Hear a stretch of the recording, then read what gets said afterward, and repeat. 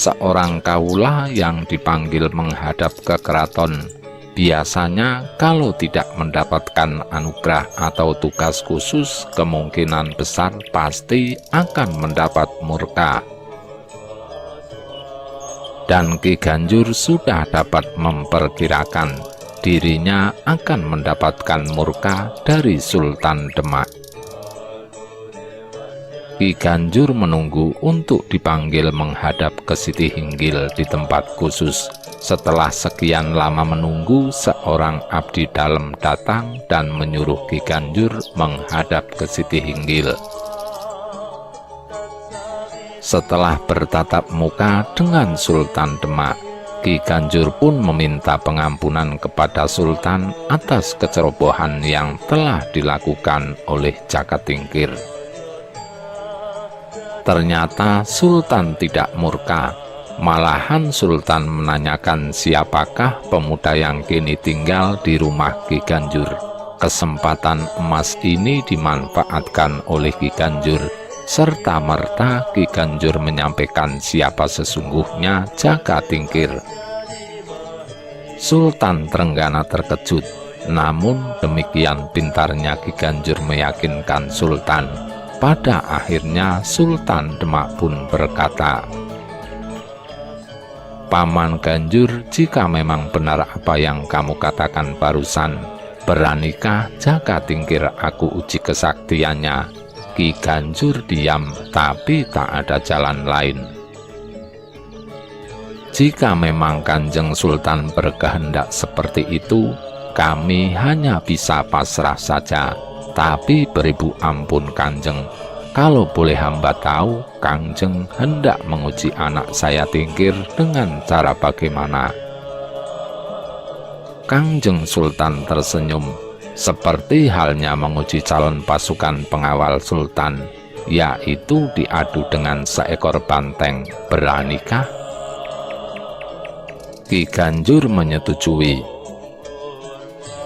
Dan pada hari yang telah ditentukan di lapangan tempat pengujian para prajurit, dengan disaksikan oleh Sultan Demak sendiri beserta beberapa pejabat dan para pasukan pengawal Sultan, Jaka Tingkir siap diuji kesaktiannya. Jaka Tingkir yang telah banyak belajar ilmu bela diri, termasuk cara menggunakan berbagai senjata, cara berkuda, dan ilmu-ilmu kanuragan dari para pertapa Siwa Buddha.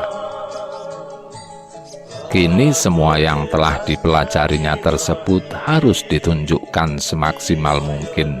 Hari ini adalah hari penentuan bagi masa depan Jaka Tingkir di kemudian hari. Jaka Tingkir dengan gagahnya menaiki seekor kuda, sembari membawa busur panah. Tegang dia menunggu bunyi gong tanda dilepaskannya banteng liar sebagai lawan tandingannya. Manakala dari atas panggung Kanjeng Sultan Trenggana mengangkat tangan kanannya, maka gong pun dipukul nyalang oleh seorang prajurit khusus, menyusul seekor banteng liar tiba-tiba masuk ke dalam areal lapangan. Sorak-sorai terdengar. Jaka Tingkir menggebrak kudanya. Gemuruh suara para prajurit menambah semangat Jaka Tingkir. Untuk beberapa saat, Jaka Tingkir memacu kuda mengelilingi tubuh banteng tersebut. Banteng mendengus, sesaat belum terpancing. Namun sesaat kemudian banteng berubah semakin liar. Banteng menyerang Jaka Tingkir. Jaka Tingkir sigap, kuda berputar indah menghindari serudukan banteng. Gemuruh suara prajurit terdengar melihat gerakan indah cara menghindari yang dipertunjukkan oleh Jaka Tingkir. Sultan Trenggana tersenyum. Serudukan awal itu luput, banteng memutar badannya, mendengus kencang, lantas kembali mengejar Jaka Tingkir. Aksi kejar-kejaran terjadi. Jaka Tingkir dengan lihai mampu menjaga jarak yang tetap antara kudanya dan banteng yang terus mengejar, dan Dengan gagahnya, Jakatingkir melepaskan tali kekang kuda, sembari mengangkat tubuhnya dari pelana. Dengan posisi miring ke arah belakang, Jakatingkir melepaskan beberapa anak panah. Tidak terlihat kapan Jakatingkir mengambil anak panah dari pundaknya. Anak panah meluncur deras dan tepat mengenai tubuh banteng. Banteng terluka, serudukannya agak goyah. Gemuruh prajurit membahana melihat ketangkasan Jakatingkir yang mampu mengendarai kuda tanpa memegang tali kekang dan sekaligus melepaskan anak panah dengan fokus yang terarah. Banteng mendengus, tapi tiba-tiba dari arah pinggir muncul 2 ekor banteng lain, langsung menyerang Jakatingkir. Dengan sangat lincah, Jakatingkir memacu kuda dan mengambil sebatang tombak yang tersedia di pinggir arena. Sekali lagi, Jakatingkir bangkit dari pelana kuda. Tombak terarah pada salah satu banteng. Sesaat Jakatingkir mengarahkan tombaknya. Sesaat kemudian dia melemparkan tombak di tangannya ke arah tubuh salah satu banteng. Tepat seekor banteng perutnya jebol terkena tombak. Jakatingkir berputar lagi menuju pinggiran arena. Dia menyambar sebatang tombak lagi. Seperti yang tadi, Jakatingkir melemparkan tombak ke arah salah satu banteng yang lain. Sekali lagi seekor banteng terkena bidikan tombaknya. Jakatingkir tidak membuang waktu. Dengan tetap memacu kudanya, beberapa kali dilepaskannya anak panah. Bidikan anak panah tak ada yang meleset, mengarah satu persatu ke tubuh ketiga banteng yang kebingungan hendak menyeruduk. Kondisi ketiga banteng sudah lemah. Jakatingkir mendekati seekor banteng.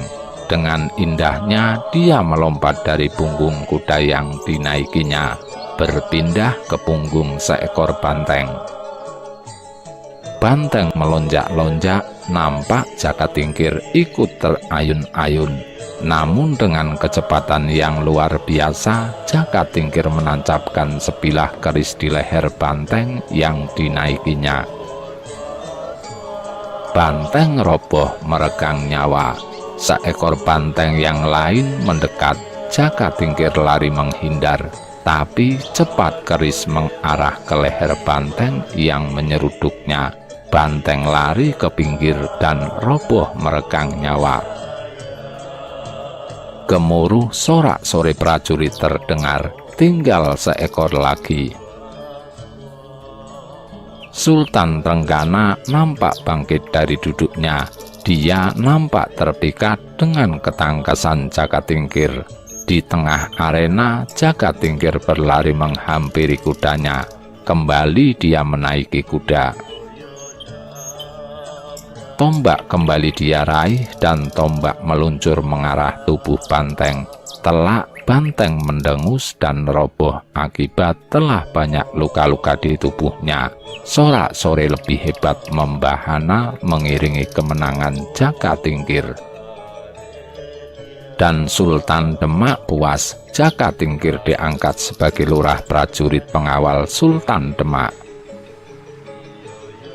Berhasil dengan gemilang melewati uji keprajuritan pasukan pengawal Sultan. Nama Jakatingkir seketika dikenal dan merebak di kalangan istana. Identitas Jakatingkir sebagai putra Ki Ageng Pengging pun sudah banyak yang tahu. Banyak para pejabat Demak yang kagum pada ketangkasan Jakatingkir. Namun di sebagian pihak bergulir pula sebuah kecemasan. Sunan Kudus mengutarakan kecemasannya atas masuknya putra Ki Ageng Pengging di lingkungan Istana Demak. Namun Sultan Trenggana sudah terlanjur menyukai Jakatingkir. Kecemasan Sunan Kudus tidak begitu ditanggapi Sultan Demak. Dan manakala Sultan Trenggana melantik Jaka Tingkir sebagai lurah prajurit pengawal Sultan Demak, maka gegerlah seluruh pejabat. Ada yang diam-diam menolak dan tidak puas atas keputusan tersebut. Namun banyak pula yang bergembira menerima keputusan Sultan. Masa depan Jaka Tingkir sudah nampak di depan mata. Kemampuan Jaka Tingkir kerap kali teruji. Sebagai lurah prajurit pengawal Sultan, Jaka Tingkir mampu memberikan rasa aman bagi Sultan Trenggana. Pernah suatu ketika, manakala Sultan Trenggana tengah melakukan suatu perburuan di hutan, Jaka Tingkir berhasil menyelamatkan Sultan Trenggana dari serangan gerombolan gerilyawan Majapahit. Jaka Tingkir berhasil mengusir gerombolan gerilyawan tersebut tanpa pertempuran sama sekali. Pemimpin gerombolan mematuhi perintah Jaka Tingkir, sang putra Ki Ageng Pengging, untuk tidak meneruskan penyerangannya. Begitu juga suatu ketika, saat Jaka Tingkir mengawal Sultan Trenggana yang berkunjung ke wilayah bagian Demak melalui rute menyeberangi sebuah sungai, Jaka Tingkir mampu mengendurkan gerombolan gerilyawan Majapahit pula yang tengah menyerang secara tiba-tiba rombongan Sultan Trenggana. Jaka Tingkir mengundurkan mereka tanpa pertempuran sama sekali. Sultan Trenggana merasa sangat terlindungi dan aman dengan Jaka Tingkir yang berada di sampingnya. Dalam babat Tanah Jawa dikisahkan, manakala Sultan Trenggana tengah berburu, Jaka Tingkir berhasil menangkap seekor harimau yang hendak mengganggu Sultan. Harimau tersebut ditaklukkan dan dipanggul oleh Jaka Tingkir, ditunjukkan kepada Sultan Demak, lantas dilepaskannya. Dan di lain waktu, manakala Sultan Demak tengah mengadakan kunjungan ke wilayah bagian dengan melewati rute menyeberangi sebuah sungai, tiba-tiba muncul buaya yang besar.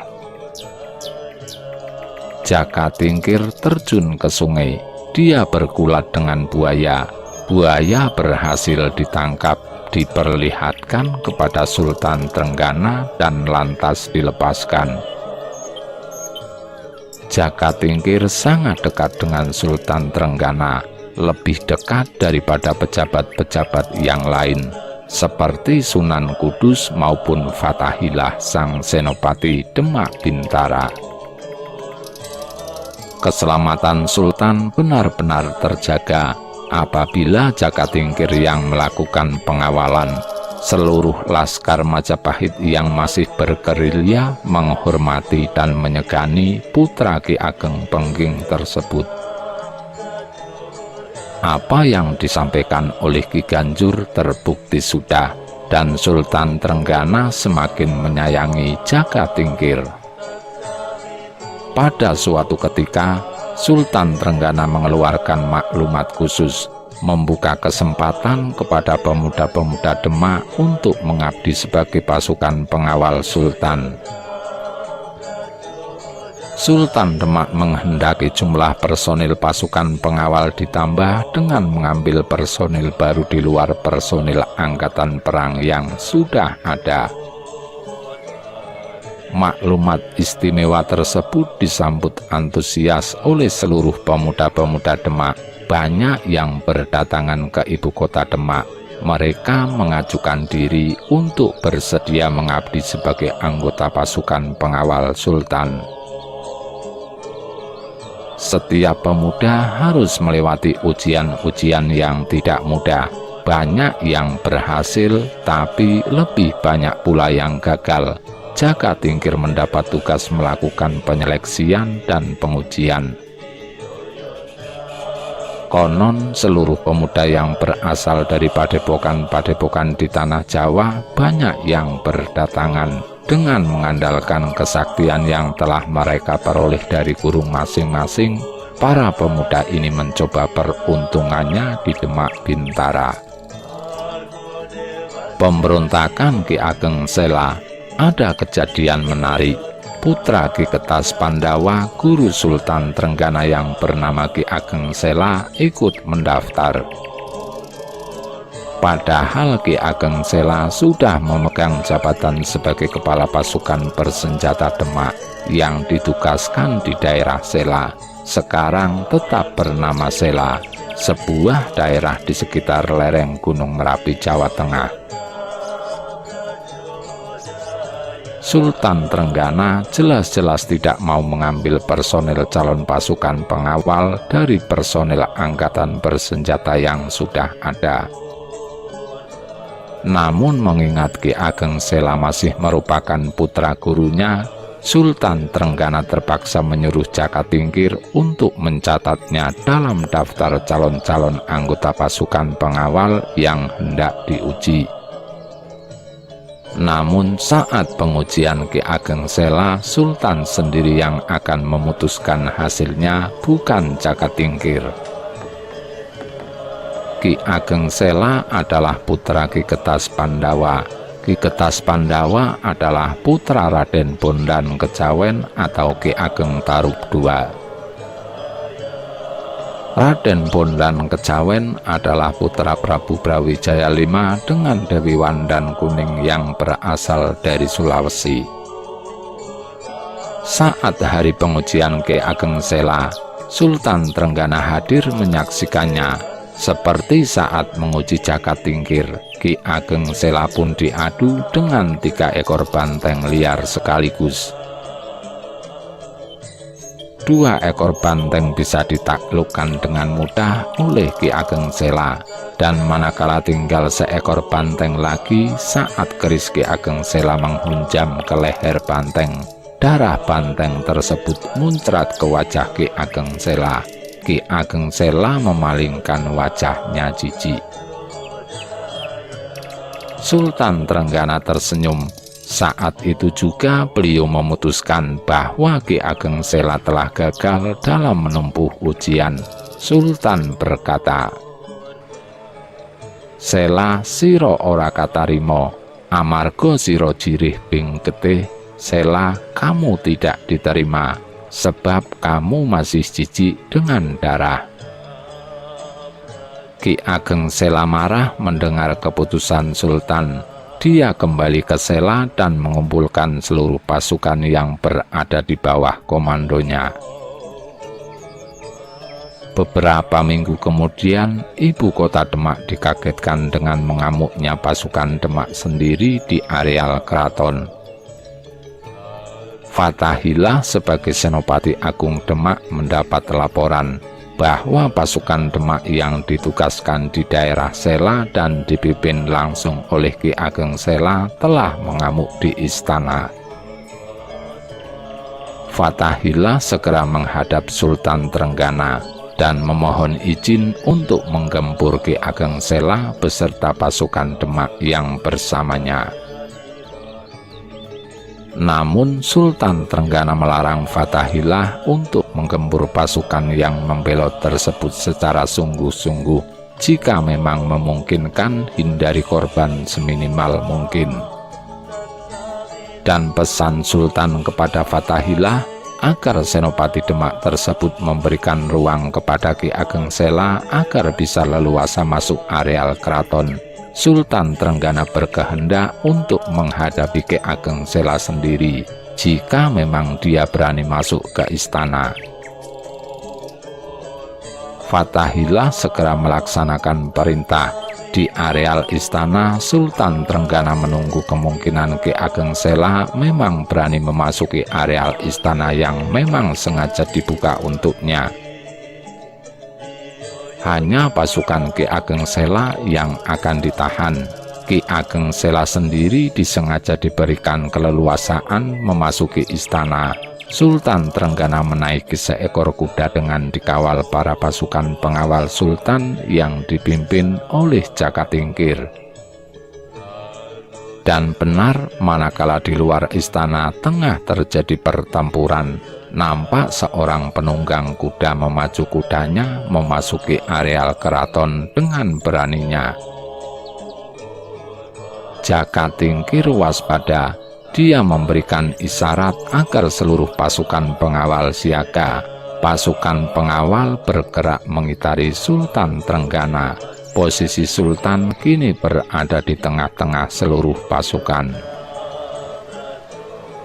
Ki Ageng Sela dengan beraninya memacu kuda sembari memegang senjata terhunus. Sultan Trenggana tanggap. Dari atas punggung kuda, Sultan merentangkan busur panah dan melepaskan beberapa anak panah. Sasarannya bukan tubuh Ki Ageng Sela, namun kuda tunggangannya.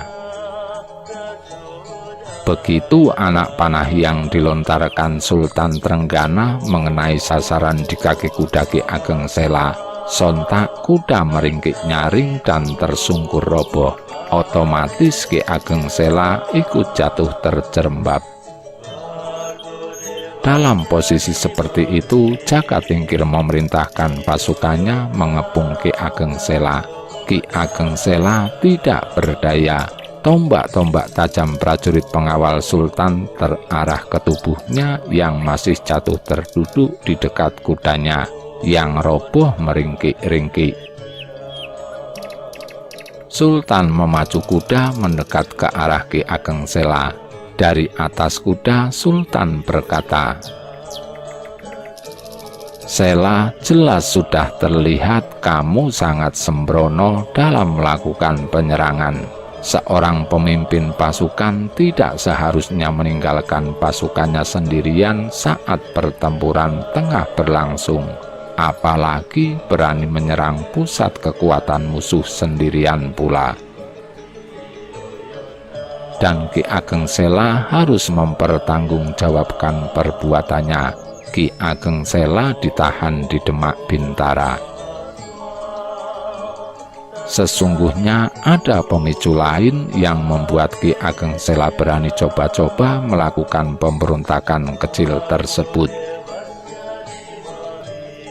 Ki Ageng Sela meyakini bahwa dari keturunan Tarub, yaitu keturunan Raden Bondan Kejawen, sesuai ramalan Prabu Brawijaya V, eyang buyut Ki Ageng Sela, bahwasanya kelak dari keturunan Tarub akan tampil menjadi raja tanah Jawa.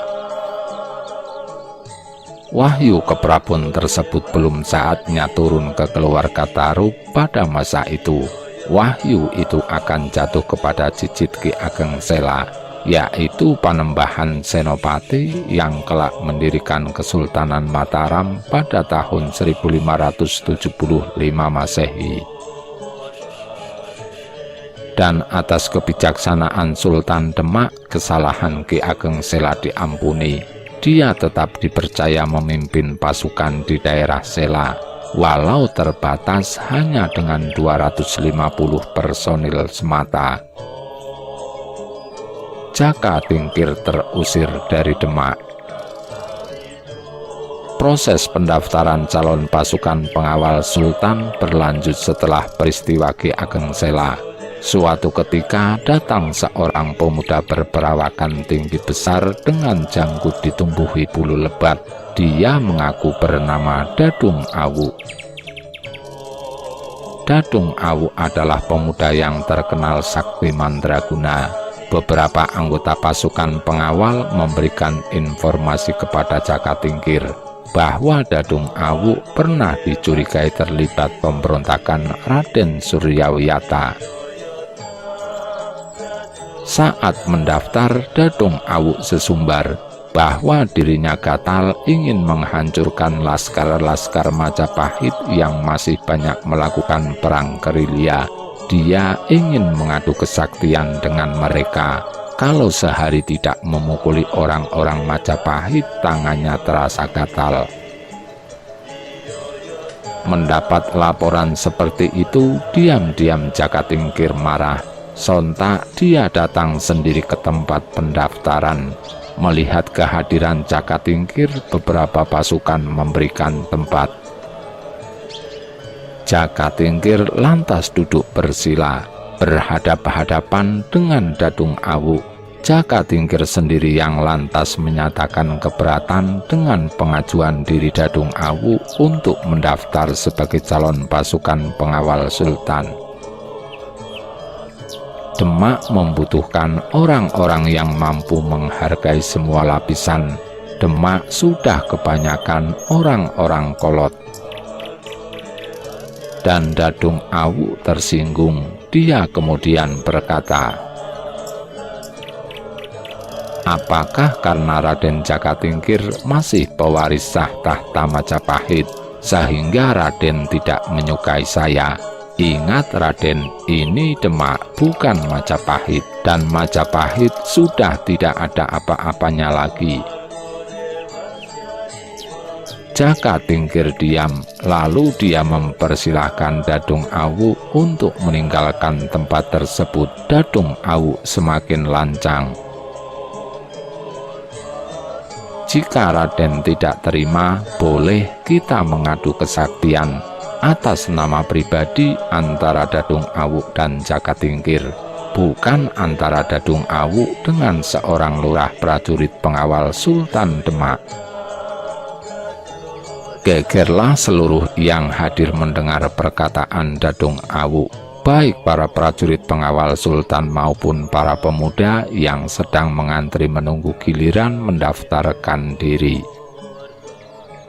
Jakatingkir tidak menggubris, dan Dadung Awu pun tidak juga segera pergi meninggalkan tempat tersebut. Dan bangkitlah amarah Jakatingkir manakala Dadung Awu sesumbar. "Ketahuilah Raden, badan saya ini terasa gatal semua. Jikalau sehari saja tidak dihujani senjata oleh orang Majapahit." Jakatingkir memberi isyarat kepada seorang anak buahnya untuk mendekat. Jakatingkir membisikkan sesuatu. Lantas prajurit tersebut memerintahkan seluruh yang hadir menepi untuk memberi ruang lebar. Tidak ada yang tahu apa yang bakal terjadi, dan semua orang jadi tahu apa yang bakalan terjadi ketika Jakatingkir berkata kepada Dadung Awu, "Jika memang itu maumu, mari kita buktikan bersama siapa yang lebih sakti. Aku akan mencoba kesaktianmu dengan sadak ini." Saat itu Jakatingkir tengah memegang sadak. Sadak adalah alat penumbuk buah gambir, di mana hasil tumbukan tersebut dipakai sebagai bahan campuran untuk mengunyah sirih.